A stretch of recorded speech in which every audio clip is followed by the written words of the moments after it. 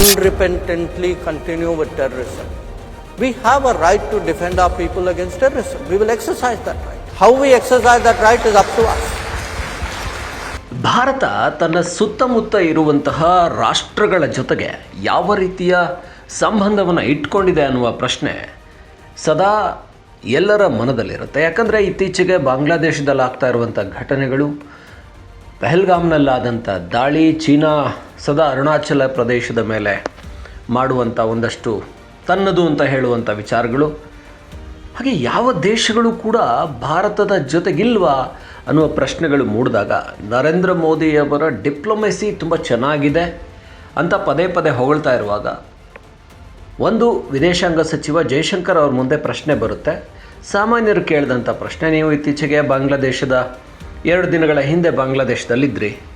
ಬಾಂಗ್ಲಾದೇಶದಲ್ಲಿದ್ದು ಬಾಂಗ್ಲಾ ಜೊತೆಗೆ ಭಾರತದ ಸಂಬಂಧ ಏನು ಚೆನ್ನಾಗಿದೆಯಾ, ಅಥವಾ ಬೇರೆ ರಾಷ್ಟ್ರಗಳ ಜೊತೆಗೆ ನಮ್ಮ ಸಂಬಂಧ ಹೇಗಿದೆ?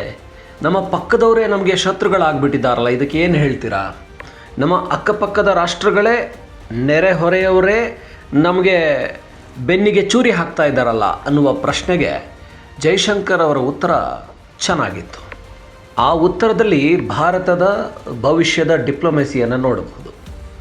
ನರೇಂದ್ರ ಮೋದಿ 2014ರಲ್ಲಿ ಪ್ರಧಾನಿಯಾದ ನಂತರ ದೇಶದ ರಾಜತಾಂತ್ರಿಕ ನಡೆಗಳು ಸಾಕಷ್ಟು ಗಟ್ಟಿಯಾಗಿವೆ ಅನ್ನೋದನ್ನು ಹೇಳ್ತಾನೆ ಬರ್ತಾ ಇದ್ದೀವಿ.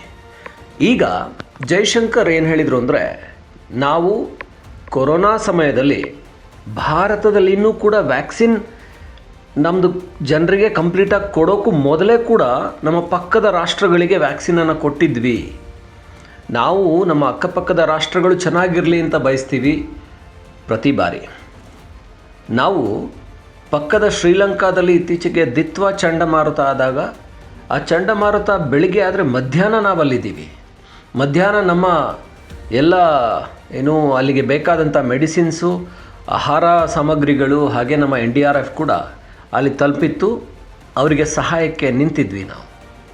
ಶ್ರೀಲಂಕಾಕ್ಕೆ ಇನ್ನೂ ಕೂಡ ವಿಶ್ವ ಬ್ಯಾಂಕ್ ಅವರು ಅವರಿಗೆ ಆರ್ಥಿಕ ಪರಿಸ್ಥಿತಿ ಸಂಪೂರ್ಣ ಹದಗೆಟ್ಟಾಗ, ಕಳೆದ 2.5 ವರ್ಷದ ಹಿಂದೆ ಇನ್ನೂ ಕೂಡ ಅವರಿಗೆ ಎಷ್ಟು ಹಣ ಕೊಡಬೇಕು ಅನ್ನೋ ನೆಗೋಷಿಯೇಷನ್ಸಲ್ಲಿದ್ದಾಗ ನಾವು ಅವರಿಗೆ $5 ಬಿಲಿಯನ್ ಸಹಾಯ ಮಾಡಿದ್ವಿ.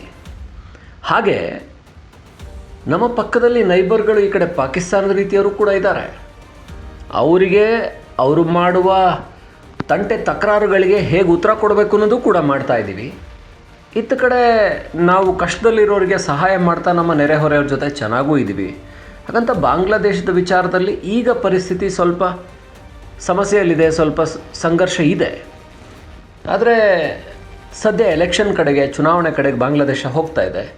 ಬರುವ ದಿನಗಳಲ್ಲೊಂದು ಸೆಟ್ಲ್ ಆಗ್ಬೋದು ಅಲ್ಲಿನ ಒಟ್ಟಾರೆ ಪರಿಸ್ಥಿತಿ ಅನ್ನೋದನ್ನು ನಿರೀಕ್ಷೆ ಮಾಡೋಣ. ನಾವು ಭಾರತ ಯಾರಿಗೆ ಹೇಗೆ ಉತ್ತರ ಕೊಡಬೇಕು, ಯಾರನ್ನು ಹೇಗೆ ನೋಡ್ಕೊಳ್ಬೇಕು, ಇದೆಲ್ಲವನ್ನು ಕೂಡ ತುಂಬ ಸಮರ್ಥವಾಗಿ ನಿಭಾಯಿಸ್ತಾ ಇದೆ ಅನ್ನೋ ಮಾತನ್ನು ಜೈಶಂಕರ್ ಹೇಳಿದರು. ನರೇಂದ್ರ ಮೋದಿ ಸರ್ಕಾರದಲ್ಲಿ ಇಡೀ ಜಾಗತಿಕ ಮಟ್ಟದಲ್ಲಿ ನಾವೊಂದು ಫ್ಯೂಚರ್ ಆಗಿ ಜಗತ್ತಿನ ಮುಂದೆ ಕಾಣಿಸ್ತಾ ಇದ್ದೀವಿ. ಜಗತ್ತಿನ ಭವಿಷ್ಯ ಭಾರತ ಅಂತ ಕಾಣಿಸ್ತಾ ಇದೆ. ಅದಕ್ಕೆ ನಾವು ಎಲ್ಲ ರಾಷ್ಟ್ರಗಳ ಜೊತೆಗೆ ಒಳ್ಳೆ ಸೌಹಾರ್ದ ಸಂಬಂಧವನ್ನು ಇಟ್ಕೊಳ್ಳೋ ಪ್ರಯತ್ನ ಮಾಡ್ತಾನೇ ಇದ್ದೀವಿ. ಆದರೆ ಕೆಲವರಿಗೆ ಅದನ್ನು ತಗೊಳ್ಳೋ ಯೋಗ್ಯತೆ ಇಲ್ಲ ಅಂದರೆ ನಾವೇನು ಮಾಡೋಕ್ಕಾಗುತ್ತೆ? ಕೆಲವು ರಾಷ್ಟ್ರಗಳಿಗೆ ಭಾರತದ ಜೊತೆ ಚೆನ್ನಾಗಿರುವಂಥ ಯೋಗ್ಯತೆಯೇ ಇಲ್ಲ. ನಾವು ಅವರಿಗೆ ಸಹಾಯ ಮಾಡ್ತೀವಿ ಅಂದರೂ ಅದನ್ನು ತಗೊಳ್ಳೋ ಯೋಗ್ಯತೆ ಇಲ್ಲ. ನಮ್ಮ ಪಕ್ಕದಲ್ಲಿದ್ದುಕೊಂಡೇ ನಮಗೆ ಬೆನ್ನಿಗೆ ಚೂರಿ ಹಾಕುವಂಥವ್ರಿಗೆ ನಾವ್ಯಾಕೆ ಅವರಿಗೆ ನಮ್ಮ ಸ್ನೇಹ ಸಂಬಂಧ ಚೆನ್ನಾಗಿಟ್ಕೋಬೇಕು? ಹಾಗಾಗಿ ಬಾಂಗ್ಲಾದೇಶವನ್ನು ನಾವು ಒಂದು ದೃಷ್ಟಿಕೋನದಲ್ಲಿ ನೋಡ್ತಾ ಇದ್ದೀವಿ. ಬಾಂಗ್ಲಾದೇಶ ಏನಾಗುತ್ತೆ ಅದರ ಮೇಲೆ ನಮ್ಮ ಸಂಬಂಧ ಅವರ ಜೊತೆಗಿರುತ್ತೆ. ನಮಗೆ ಶ್ರೀಲಂಕಾ ಜೊತೆಗೆ ಒಳ್ಳೆ ಸಂಬಂಧ ಇದೆ, ಬೇರೆ ಬೇರೆ ದೇಶಗಳ ಜೊತೆ ಒಳ್ಳೆ ಸಂಬಂಧ ಇದೆ. ಹಾಗಂತ ಪಾಕಿಸ್ತಾನ ಪದೇ ಪದೇ ನಮಗೆ ಕಿರುಕುಳ ಕೊಡ್ತಾ ಇದೆ. ಅವ್ರ ಜೊತೆಗೆ ನಾವು ಅವ್ರಿಗೇನು ಉತ್ತರ ಕೊಡಬೇಕು ಅದನ್ನು ಕೊಡ್ತಾ ಇದ್ದೀವಿ. ಹಾಗಾಗಿ ಭಾರತ ಒಳ್ಳೆಯವರಿಗೆ ಒಳ್ಳೆಯದಾಗಿರುತ್ತೆ, ಕೆಟ್ಟವರಿಗೆ ಏನು ಟ್ರೀಟ್ಮೆಂಟ್ ಕೊಡಬೇಕು ಅವರಿಗೆ ಅಷ್ಟೇ ಕೆಟ್ಟ ಟ್ರೀಟ್ಮೆಂಟ್ ಕೂಡ ಕೊಡೋಕ್ಕೆ ಭಾರತಕ್ಕೆ ಬರುತ್ತೆ ಅನ್ನೋ ಮಾತನ್ನು ತುಂಬ ಡಿಪ್ಲೊಮೆಟಿಕ್ ಆಗಿ, ಮತ್ತು ಅವರು ಡಿಪ್ಲೊಮೆಸಿ ಬಗ್ಗೆ ಹೇಳಿದಾಗ ಇಟ್ಸ್ ಅ ಕಾಮನ್ ಸೆನ್ಸ್ ಅಂತ ಹೇಳ್ತಾರೆ. ಅಂದರೆ ಡಿಪ್ಲೊಮೆಸಿ ಅನ್ನೋದೇನು ಮಹಾನ್ ಅದೇನೋ ರಾಕೆಟ್ ಸೈನ್ಸ್ ಅಲ್ಲ, ಅದೊಂದು ಕಾಮನ್ ಸೆನ್ಸ್. ಯಾರನ್ನು ಹೇಗೆ ಟ್ರೀಟ್ ಮಾಡಬೇಕು, ಯಾರಿಗೆ ಯಾವ ರೀತಿ ಉತ್ತರ ಕೊಡಬೇಕು ಅನ್ನೋದು ಡಿಪ್ಲೊಮೆಸಿ ಅಂತ ಅತ್ಯಂತ ಸರಳವಾಗಿ ವಿದೇಶಾಂಗ ಸಚಿವ ಜೈಶಂಕರ್ ಹೇಳಿರುವ ಮಾತು. ಮದ್ರಾಸ್ನಲ್ಲಿ ಅವರು ಈ ವಿಚಾರವನ್ನು ಮಾತಾಡಿದರು. ಭಾಳಷ್ಟು ವಿದ್ಯಾರ್ಥಿಗಳು ಕುತೂಹಲದಿಂದ ಈ ಪ್ರಶ್ನೆಗಳನ್ನು ಕೇಳಿದ್ದು ಭಾರತದ ನಡೆಯ ಬಗ್ಗೆ, ಅದರಲ್ಲೂ ಬಾಂಗ್ಲಾದೇಶದ ವಿಚಾರದಲ್ಲಿ ಭಾಳ ಸ್ಪಷ್ಟವಾದ ನಡೆ ಭಾರತಕ್ಕಿದೆ ಅನ್ನೋದನ್ನು ಜೈಶಂಕರ್ ಹೇಳಿದರು. I think you have seen India invest, India help, India share. So, we were talking about the COVID. Most of our neighbors got their first shipment of vaccines from India. Again, when our vaccination program was still going on. Okay. Then, I'll give you a second example. The Ukraine conflict. Because of the Ukraine conflict, there was there were food shortages, there were fuel shortages, there were financial crisis. Now again, with many of our neighbors, we supplied fuel, we helped out with food, we helped out with fertilizer, and in a sense we were sharing what we had.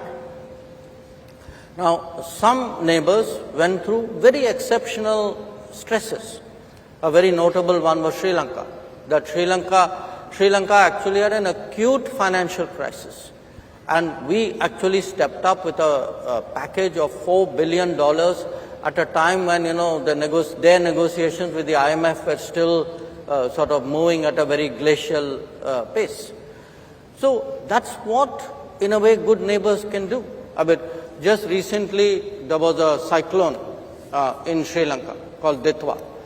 The day the cyclone happened, by that very afternoon we were there. We were there with help. Our ships were at the port, but within a day our helicopters reached there, our rescue teams were there.